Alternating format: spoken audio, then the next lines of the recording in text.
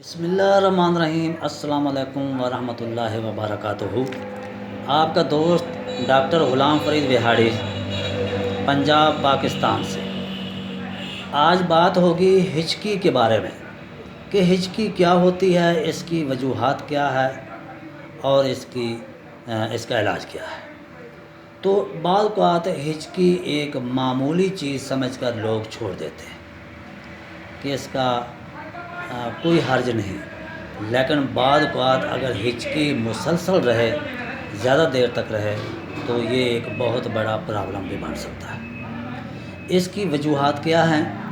اس کی وجہ پیٹ کی خرابی ہو سکتی ہے، پیٹ کے کیڑے ہو سکتے ہیں، گردوں کا فیل ہو جانا، جگر کے پھوڑے یا کینسر، دماغ کے پھوڑے یا کینسر، دماغ میں رسولی، دماغ کے اندر بلیڈنگ کا ہو جانا، حرام مغز کی خرابی، آنتوں میں رکاوٹ ہو جائے تو اس کی وجہ بھی بن سکتی ہے۔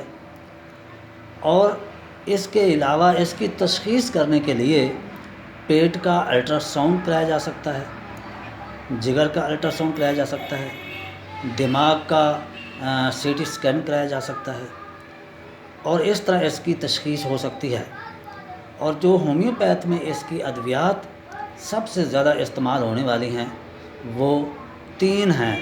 اس کے علاوہ بھی اور بھی بہت سی ادویات ہیں، لیکن سب سے زیادہ یہ 3 ادویات جو استعمال ہونے والی ہیں وہ پہلے نمبر پر ہے نکس وامیکا، دوسرے نمبر پر میگنیشیا فاس، اور تیسرے نمبر پر ایسڈ سلف۔ تو یہ ادویات مریض کو استعمال کریں اس کی علامات کے مطابق، تو انشاءاللہ اس کی ہچکی ٹھیک ہو جائے گی۔ خدا حافظ۔